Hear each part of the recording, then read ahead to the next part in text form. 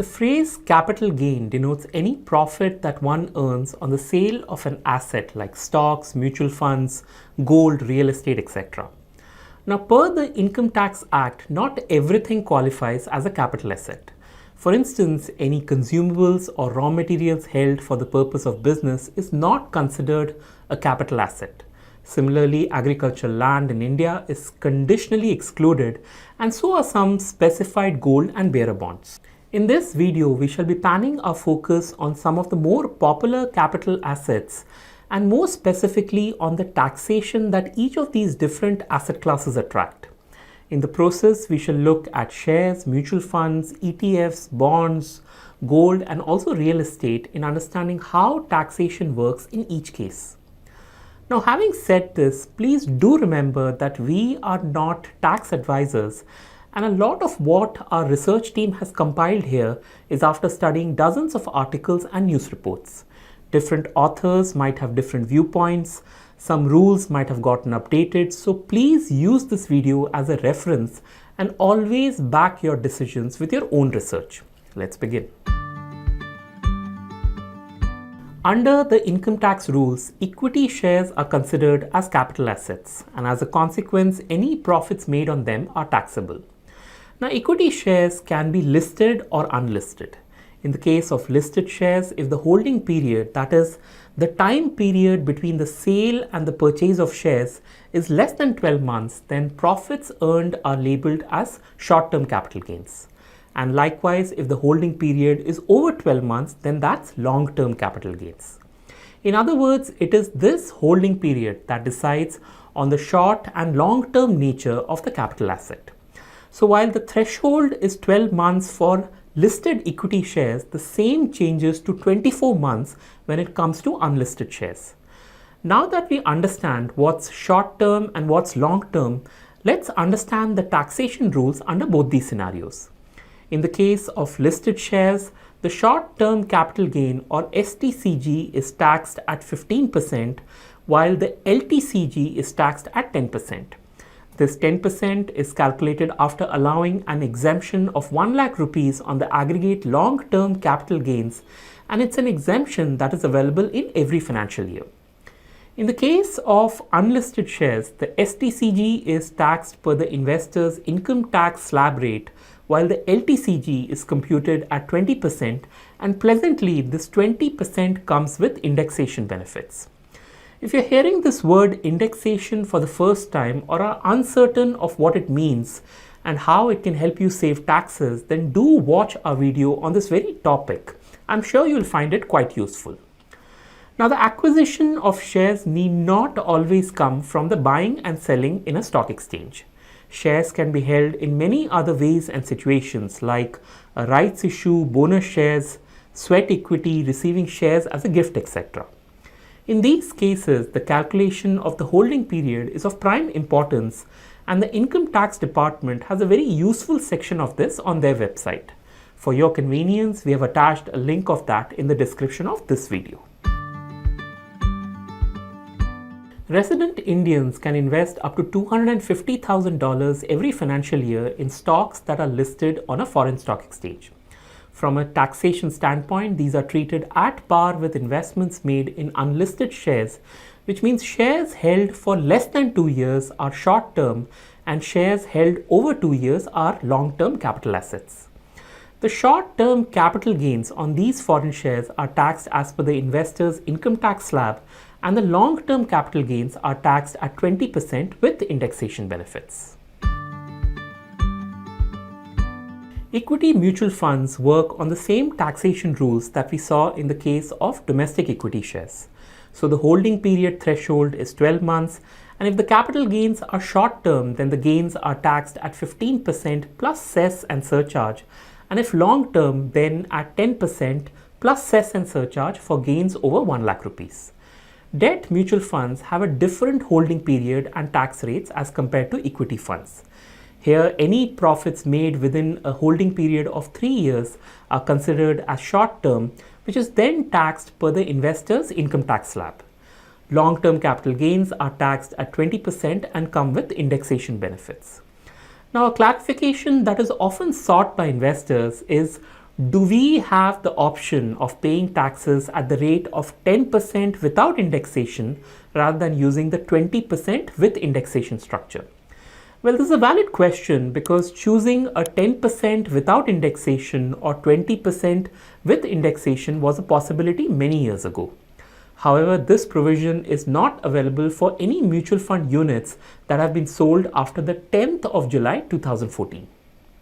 The next category of mutual funds is hybrid funds, and as the name goes, these funds have a mix of equity, debt, and maybe some other asset classes. Now, as the rule goes, if 65% or more of the assets are invested in equities, then the fund is taxed like how a regular equity mutual fund is taxed. And if the assets are less than 65%, then the fund is taxed like a debt fund. Now, this classification is generally not a problem for most hybrid fund categories, but do notice a couple of categories here, specifically the multi-asset funds and the balanced advantage funds. In both these cases, the proportion of equities can be pretty dynamic. That is, it can be much higher than 65% or it can be a lot lower as well. So figuring out whether a particular scheme is following an equity or debt taxation might require a little more investigation on your part, and the best way of doing this is by examining the proportion of asset classes in the fact sheet that is released by the AMC on a monthly basis. Beyond equity, debt, and hybrid funds, international funds is one category that's most definitely growing in popularity. International funds are taxed like debt funds, which means there is a 3-year holding period threshold, and the short-term capital gain tax is per the income tax slab, while long-term capital gain is taxed at 20% with indexation benefits. Now, many India equity-focused mutual funds have been taking exposure in foreign stocks. While the Parag Parikh FlexiCap Fund is the most cited example, our research shows that there are over 15 funds that have exposure in foreign stocks. In these funds, the tax that's applied on capital gains depends on the level of exposure. What I mean is, if the quantum of Indian stocks in a particular fund is more than 65%, then capital gains in that fund shall be taxed like any other equity-oriented fund. However, if the fund has less than 65% invested in Indian stocks, then it will be treated like a non-equity or debt fund for taxation purposes. Okay, now that we've covered equity shares and mutual funds, let's understand a few related scenarios. The first situation is on the tax treatment for investments made before the 31st of January 2018. You see, for many years, there was no tax on long-term capital gains, but that incentive was rolled back in January of 2018. Now, to account for any purchases made prior to 31st of January 2018, the concept of grandfathering was introduced, which allows investors to avail tax exemption on long-term capital gains even in the case of a continuous investment. This concept is called grandfathering, and we have an article in the description that you might want to read for a better understanding of this concept. A second consideration investors need to be wary of revolves on the fact that all computation of capital gains and its subsequent taxes are to be done using the FIFO or the first in, first out method. This is a requirement per the Income Tax Act and a rule that all investors need to follow. Exchange traded funds or ETFs are primarily of 4 types. There are the index ETFs that track the Nifty and Sensex. Then there are the sectoral ETFs, gold ETFs, and of course there are international ETFs. The first two, that is the index ETF and the sectoral ETF, are treated as equity oriented schemes for the purpose of taxation. So 12-month holding period, STCG tax at 15% and LTCG is taxed at 10% without indexation beyond an aggregate gain of 1 lakh rupees. When it comes to gold and international ETFs, these instruments are taxed as non-equity funds, which means a 36-month holding period cutoff, STCG tax per the investor's income tax slab rate, and LTCG taxed at 20% with indexation benefits. Much like equity shares, bonds too can be listed or unlisted, which then has a bearing on the applicable capital gain tax. Listed debt instruments include debentures, Government of India securities, corporate bonds, tax-free bonds, etc. And the holding period threshold for these is 12 months. So less than 12 months is short term, and a holding of over 12 months makes it a long-term capital asset. And consequently, STCG is taxed at the investor's income tax slab rates, whereas LTCG comes at either 20% with indexation or 10% without indexation, whichever is more beneficial to the investor. However, one should note that this indexation benefit is available only in a few select scenarios, such as in the case of a government issued capital index bond or the RBI issued sovereign gold bonds. When it comes to unlisted bonds and debentures, the bifurcation of a short and long-term capital asset happens over a 36-month holding period. Much like the listed bonds, here too a short-term capital gain is taxed as per the investor's income tax slab. However, when taxing the long-term capital gains, it is done at 20% but without any indexation benefits. Gold can be purchased in different forms. The most common approach is to buy it in the physical form, as in jewelry, gold coins and bars. And then there are financial gold products like digital gold, gold ETFs, gold mutual fund, and of course the sovereign gold bonds. In fact, we have a comprehensive video comparing these 5 types of gold buying options. So if you haven't watched that yet, this is one video that we will certainly recommend. Now, when it comes to taxation, a common set of rules apply on 4 of these 5 products. What I mean is physical gold, digital gold, gold ETFs, and gold mutual funds all have a holding period threshold of 3 years. STCG is taxed per the investor's income tax slab, and the LTCG tax is at 20% with indexation benefits. In the case of sovereign gold bonds, all capital gains are tax-free at the time of the bond's 8-year maturity period.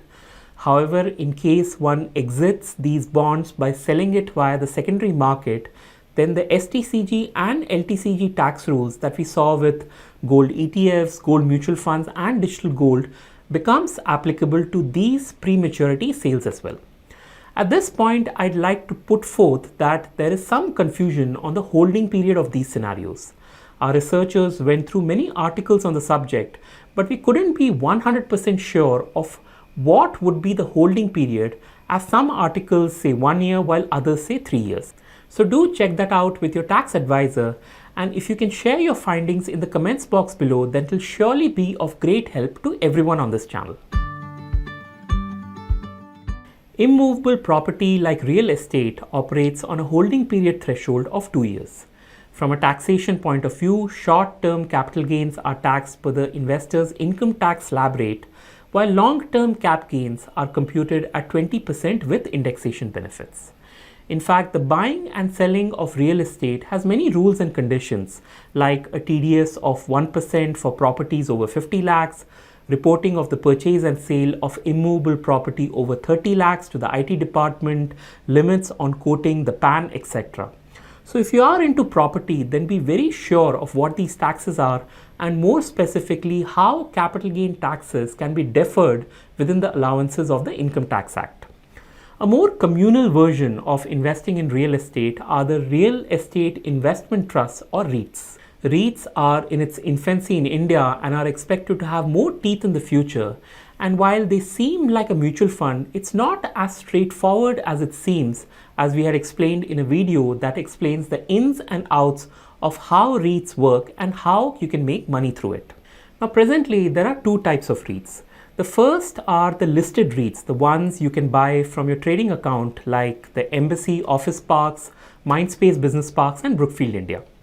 In case of these listed REITs, the holding period threshold is 36 months, and an STCG attracts a 15% tax, while an LTCG is taxed at 10% on gains exceeding 1 lakh rupees. The second type of REITs are the mutual fund kind, and there are some international fund of fund REITs which are available to investors within the mutual fund space. There is the Kotak International REIT Fund of Funds, and then there are some newly launched or to be launched ones by Mahindra Manulife and PGIM mutual funds. Since these are international funds and the fund of fund kinds, the capital gain from these funds are taxed much like debt funds, which means we follow a 3-year holding period threshold. The STCG is taxed per the investor's income tax slab, and the LTCG is taxed at 20% with indexation benefits. So every asset class we have discussed today, and even the variations within the asset class, has a very different tax rule attached to it, and we sincerely hope this video has helped you see some of these subtle disparities.